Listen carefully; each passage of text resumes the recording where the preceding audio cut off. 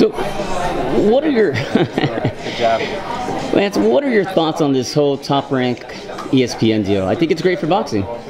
Yeah, no, you know what? I mean, I think that for those of us who cover the sport, obviously, like the LA Times can tell its stories in a newspaper, and we try to do what we can digitally. But to have the, ESPN reach of everything that they do nationally, internationally, with a sport that does have global appeal, I think it's just a good thing. I mean, we all know in dealing with these fighters what dynamic personalities they are and what compelling stories they have.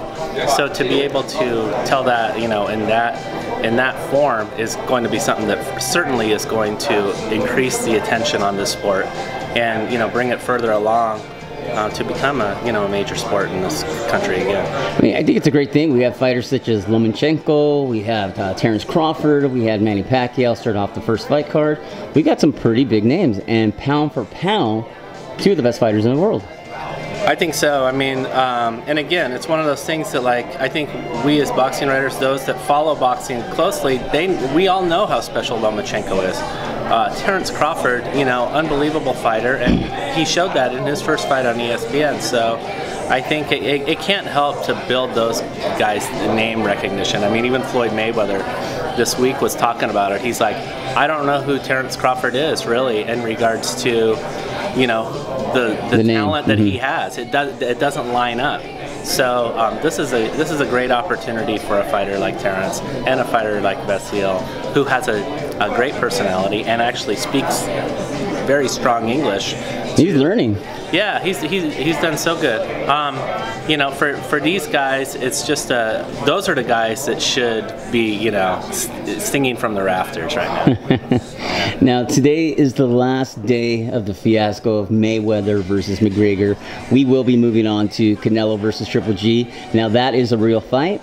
Today is just an event. Let's talk about the real fight, Canelo versus Triple G. How is that fight going to do in comparison to the pay-per-view numbers of Mayweather-McGregor, because that may just take away a couple of those buys. If this fight tonight does not live up to the potential that fight fans are having. Well, there's a couple things too. I mean, let's be real. I mean, what do we expect of the fans if they're spending $100 on this pay-per-view because they are intrigued by the spectacle of it all? I mean, how can we honestly say to them, okay, in your next bill, also spend another $75 for a fight if this one disappoints? So I think that's like the double whammy of this fight.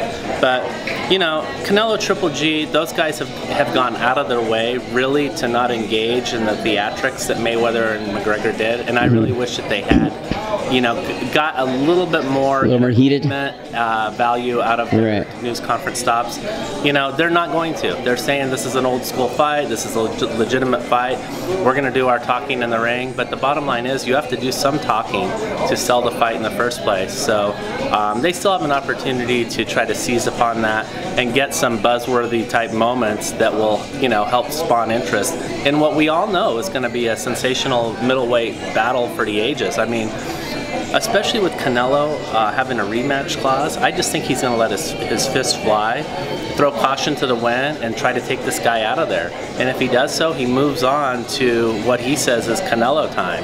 If he gets caught by one of Golovkin's big punches, tip your hat to Golovkin and then come back get that rematch and meet him again. And Golovkin will probably be another year older. And for Canelo, it's like, to me, it's a no-lose situation that he's in on September 16th.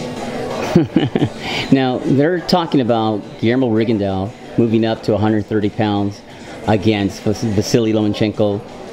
Is that a smart move for Rigondeaux? I mean, I think it's a great fight. You got two guys who are two-time gold medalists. They're by far one of the best boxers on this planet. But is it a smart move for Rigondeaux moving up from 122 to 130? I mean, what else is he going to do? Do we want to see him fight some nondescript fighter at 122? I think from the standpoint of Rigondeaux, it's like his fighting style is obviously so unappetizing to even the boxing public that he has to do something to create the interest in him. And I think by engaging in this, a fight against Lomachenko that has been talked about for several years, it will be the first time in history that we've seen two double gold medal winners squaring off in a professional ring.